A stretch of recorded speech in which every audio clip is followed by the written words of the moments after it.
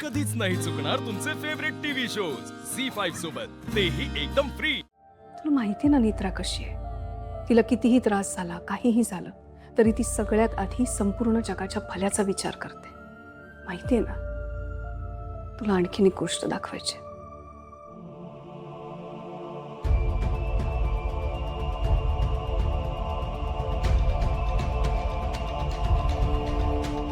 तुला माहिती आहे ना, या घरात कोणालाच तू नको होतास।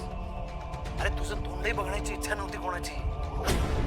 तुला एवढा त्रास देणार आहे, इतकं टॉर्चर करणार आहे, या सगळ्याला कंटाळून शेवटी तू आत्महत्या केली पाहिजेस। एवढा त्रास देणार आहे मी तुला, तू असं का करतोस? त्या घराला सुख हा शब्द विसरायला लावणार आहे मी। आधी तुझ्या लाडक्या सुनेला, त्या नेत्राला आणि मैथिलीला संपवणार, आणि त्यानंतर मग तुझी मुलं अद्वैत, तेजस आणि तन्मय, त्यांना उद्ध्वस्त करणार। नाही भिकेला लावलं ना तुम्हाला सगळ्यांना, तर केदार राजाध्यक्ष नाव लावणार नाही, मी सांगून ठेवतोय। काकाजी, नेत्राला सुरुवातीपासूनच माहित होतं की केदार दादा कसा आहे। तिथे प्रत्येक वेळी सांगायचाही प्रयत्न करत होती, पण आपण दरवेळी तिला चूक ठरवलं। ह्या माणसाच्या खोट्या बोलण्यावर विश्वास ठेवून आपण नेत्रावर अविश्वास दाखवला आणि शेखरवर सुद्धा।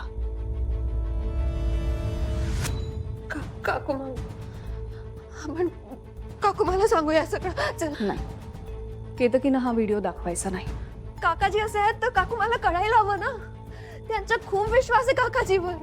केतकीचं केदार दादावर खूप प्रेम आहे। तिला जर हे सगळं कळलं ना, तिला खूप धक्का बसेल।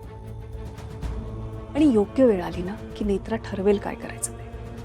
आणखीन एक गोष्ट, आपण जे काही बोललोय ते केदार दादाला कळता कामा नये। त्यामुळे आतापर्यंत तू जशी वागत आलीस ना, तसंच ह्यापुढे वागायचं। हे प्रकरण खूप शांतपणे हाताळावं लागणार आहे। सासू, मी कसं वागले नेत्राशी? खूप बोलले तिला, पण ती एकदा सुद्धा माझ्यावर ओरडली नाही, मला रागवली नाही। खरंच खूप मोठ्या मनाची आहे आपली नेत्रा। सगळ्यांच्या मनातले गैरसमज दूर करणं, केदार दादापासून घराला, मैथिलीला वाचवणं, अशा अनेक पातळ्यांवर ती एकाच वेळी लढत होती। माझं फक्त एवढंच म्हणणं आहे की मनात असलेला नेत्राबद्दलचा राग काढून टाक। तू तिच्याशी बोलत नव्हतीस तरी सुद्धा नेत्रा सतत तुझी चौकशी करायची। तुझ्या खाण्यापिण्यावर तिचं बारीक लक्ष होतं। विश्वास ठेव माझ्यावर, नेत्रा एवढी तुझी काळजी कुणीच घेतली नाही। आपण नेत्राला साथ द्यायला हवी। केदार दादा घरात राहून जे काही करतोय ना, ते खूप धोकादायक आहे। आणि त्यासाठी आपण सगळ्यांनी कुटुंब म्हणून एकत्र राहणं खूप गरजेचं आहे।